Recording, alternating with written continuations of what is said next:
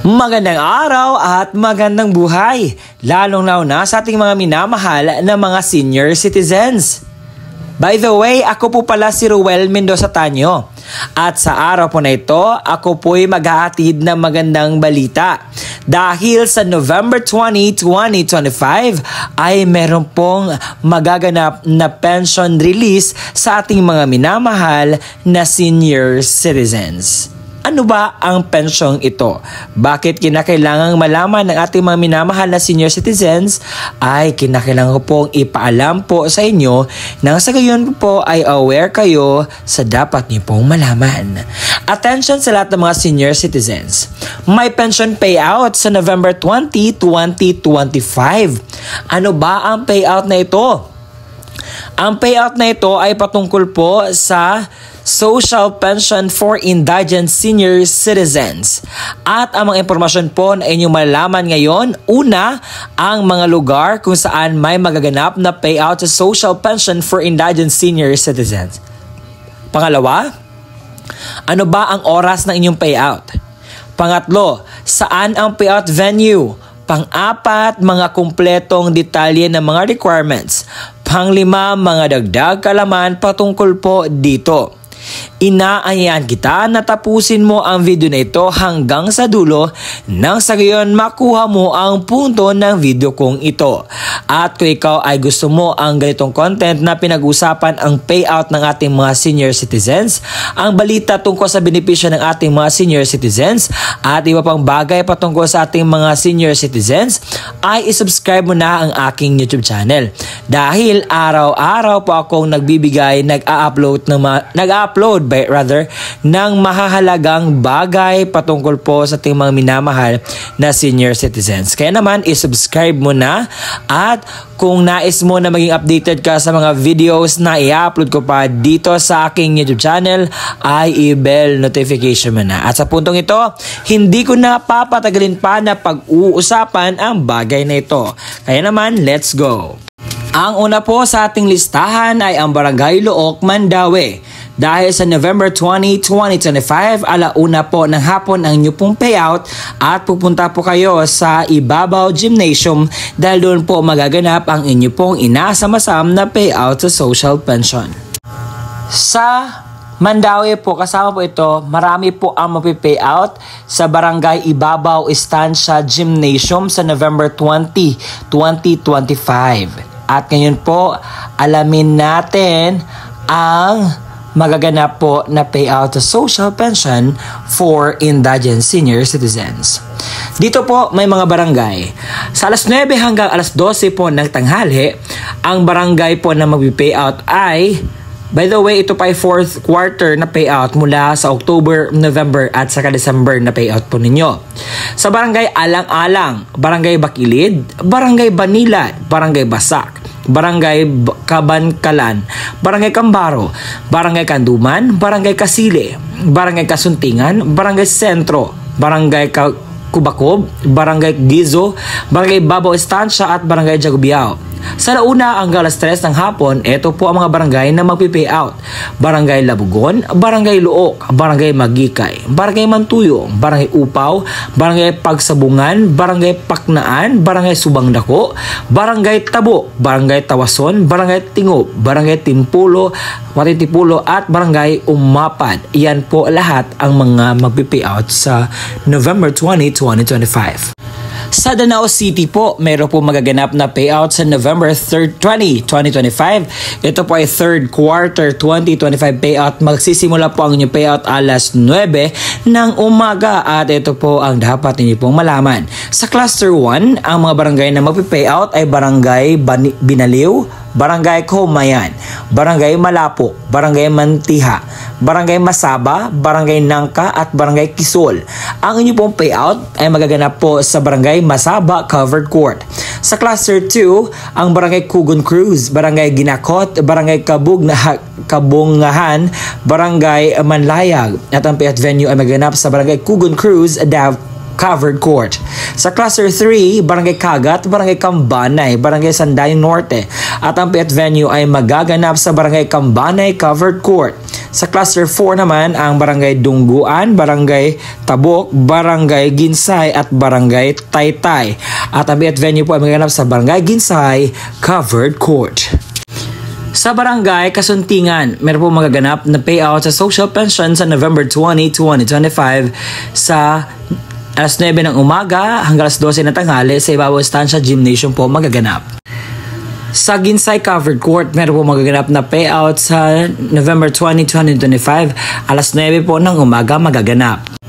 Meron po magaganap na National Senior Citizens Payout sa Social Pension sa 4th quarter 2025 sa November 20, 2025 sa Barangay Sandoval Covered Court Gymnasium alas 8 hanggang alas 5 po ng hapon magaganap.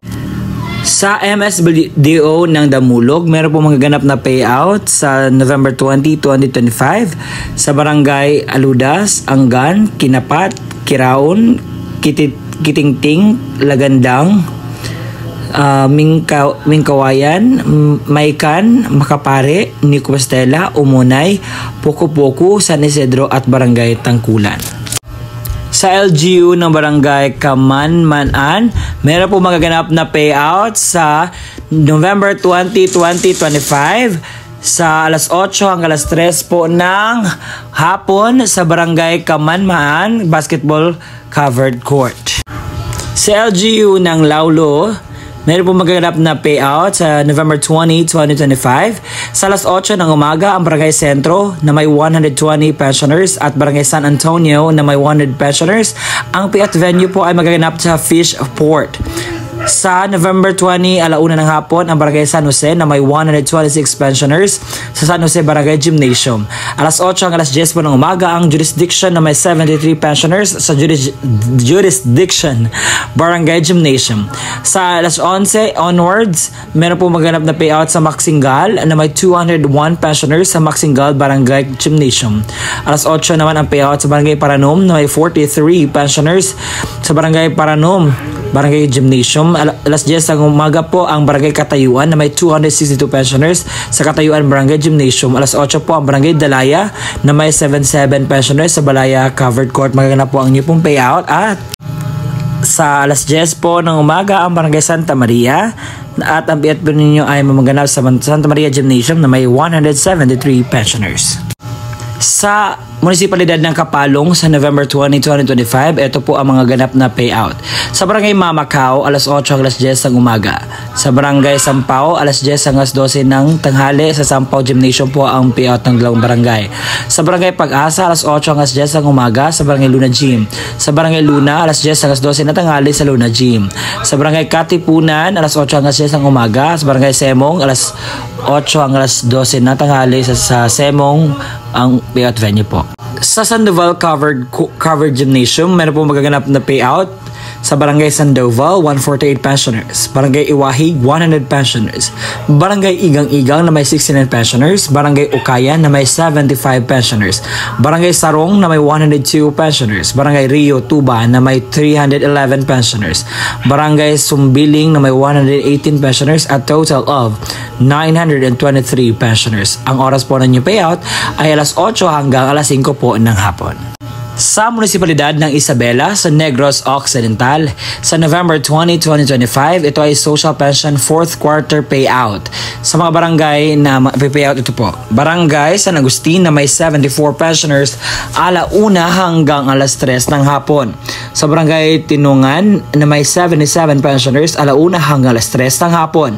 Sa Barangay Panakyaw na may 25 pensioners alauna hanggang alas 2 ng hapon. Sa Barangay Kansalongon na may 35 pensioners alauna hanggang alas 2 ng hapon. Sa Barangay Kamang-Kamang na may 92 pensioners alauna hanggang alas 2 ng hapon.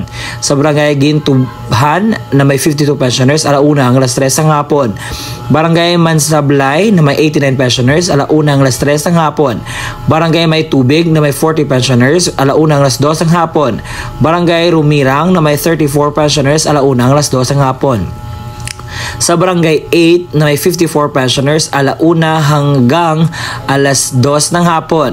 Sa Barangay 9 na may 90 pensioners alauna hanggang alas 3 ng hapon.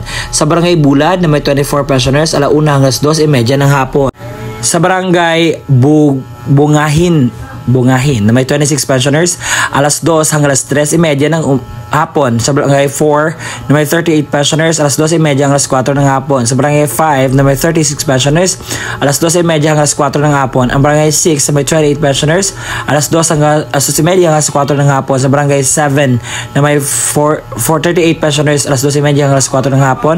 Sa barangay 1 na may 46 pensioners, alas 13:30 hanggang alas 5 ng hapon. Sa barangay 2 na may 46 pensioners, alas 13:30 hanggang alas 5 ng hapon. Sa barangay 2 na may 43 pensioners, alas 3:30 hanggang alas 5 ng hapon. Sa barangay 3 na may 23 pensioners, alas 3:30 hanggang alas 5 ng hapon na may total of 965 pensioners. Sa barangay San Antonio, Arzadon, meron po maganap na payout sa Social Pension Program payout sa Thursday, November 20, 2025, alauna ng hapon sa Alzardon Elementary School Multipurpose Hall. Sa barangay Kasuntingan, meron po maganap na payout sa November 20, alas 9 alas 12 ng tanghali sa Ibabaw Estancia Gymnasium po magaganap ang inyong pong payout. Sa bayan po ng Burgos, sa lalawigan ng La Union ay meron po magaganap na payout sa social pension. Ito ay 4th quarter na payout. November 20, sa alas 8 hanggang 7 ng umaga sa barangay Linuan. Alas 10 hanggang 12 ng tanghali, umaga sa barangay Diles. Alauna hanggang alas 2 ng hapon ang barangay Lower Tumapok. Alas 2 hanggang 3 ng hapon ang Upper Tumapok. At alas 3 hanggang 4 ng hapon ang New Poblacion po. Sa Laguna, sa Los Baños, meron po magaganap na payout sa November 20, 2025. Alas 9 hanggang alas 10:30 ng umaga sa Evacuation Center po magaganap. Sa Davao City ay meron po magaganap na payout. Ito po ay annual subsidy sa November 20, Barangay Mandog from A to L na apelyedo. Ito ay may 1,067 na pensioners. Sa Barangay Ninyov, meron po magaganap na payout sa Barangay Ninyoy Barangay Hall, alas 8 hanggang 11 ng umaga sa November 20, 2025. At inyo pong napakinggan ang ating kumpletong balita patungkol po sa magaganap na social pension payout sa November 20, 2025. At sa mga natatanong, sir, totoo ba itong mangyayari? Opo, totoo na ito na mangyayari at wala pong halong biro, walang halong fake news dahil ayaw ko po magbigay ng mga fake news na mga balita dahil gusto ko pong ipaalam sa inyo kung ano yung dapat ninyong malaman na benepisyo para sa mga senior citizens. Ito po ay totoo na mangyayari kahit puntahan nyo pa ang inyong mga barangay. Sa mga natatanong, sir, bakit hindi po kasama ang aming mga lugar sa inyo pong vlog? Ang rason po kung bakit hindi ko po nalagay, hindi ko po nakita ang post. Okay? So, kung gusto niyo po malaman ang update sa inyong social pension payout, puntahan niyo po ang pinakamalapit na barangay sa inyo at tanungin ang update sa inyo pong payout. Nang sa gayon po ay malaman nyo kung ano po ang dapat niyong malaman patungkol po sa payout na inyong inaantay. Alam kong nag-aantay kayo at that's what I can say sa inyo pong lahat. Kaya naman, puntahan niyo po. At sa puntong ito, ibibigay ko na ang dapat mong malaman ng mga payout requirements po sa social pension. Senior citizens. Kung senior citizens or beneficiaryo ang kukuha ng kanyang payout, isang malinaw na photocopy or Xerox ng senior citizens ID na mayroong 3 original na pirma or thumb mark katulad sa ID ng senior citizens. Paalala, panatiling presentable ang mga dokumento, ilagay sa plastic envelope nang iwasang magusot. Huwag bilutin ang mga papel at siguraduhin pareho ang pirma o thumb mark base sa senior citizens. Kung authorized representative ng senior citizens or beneficiary ang kukuha ng pensyon, isang malinaw na photocopy ng ID ng senior citizens at lagyan na 3 original na pirma o thumb mark katulad ng nasa ID ng senior citizens. Authorization letter na nagmumula sa MSWDO, CSWDO at OSCA na mayroong original na pirma na MSWDO, OSCA, Senior Citizens at Authorized Representative. Isang malinaw na photocopy ng government-issued ID gaya ng SSS, updated PhilHealth ID, Barangay ID, UMID, Voters ID, updated voter certification, updated police clearance ng authorized representative at lagyan na 3 original na pirma o thumb mark katulad ng ipapakitang ID. Paalala, siguraduhin pareho ang lagda thumb mark ng senior citizen, beneficiaryo at authorized representative base sa kopya ng government-issued ID na presenta. Kumpletuhin ang mga hinihinging lagda thumb mark sa authorized letter, iwasan magusot at huwag bilutin ang mga dokumento. Kung namatay na ang beneficiaryo, isang malinaw na Xerox ng ID ng pensioners, warranty letter na nagmula sa MSWDO, CSWDO o OSCA na may pirma ng MSWDO, Xerox ng death certificate ng beneficiaryo na mayroong serial number, isang malinaw na photocopy ng government-issued ID gaya ng SSS, updated PhilHealth ID, updated Barangay ID, UMID Voters ID, updated voter certification, at updated police clearance ng authorized representative at lagyan na 3 original na pirma o thumb mark katulad ng pinapakitang ID. Paalala, kumpletuhin ang mga hinihinging lagda o thumb mark sa warranty letter at iwasang maggusot at huwag bilutin ang mga dokumento. Kung wala ang death certificate, kinakailangan ng certificate mula sa MSWDO, CSWDO na nakasaad ng pagpatunay na ang beneficiaryo ay patay na at kasalukuyang inasikaso ang death certificate. Huwag kalimutan magdala ng inyong ballpen na itim, payong at saka tubig. At kung meron na doon na po kayo sa payout, kinakailangan niyo pong gawin ito. Kinakailangan kumain muna kayo before pupunta sa payout. Magdala ng sariling ballpen, inumin at gamot kung kinakailangan. Baka pagdating po doon ay medyo mas ready tayo para maiwasan natin ang mga darating pang mga sakuna. At ang gagawin niyo po is magpila po, sumunod sa mga alituntunin ng payout. At yun po. At yun po ang kumpletong detalye na ating nalalaman ngayon. Maraming salamat po sa walang sawang pagsusuporta, panonood po sa ating mga ina-upload na vlogs. Umabot na po tayo sa 70,000 subscribers. Maraming salamat po and God bless us all. Gawin natin 100K. Kaya ba? Salamat!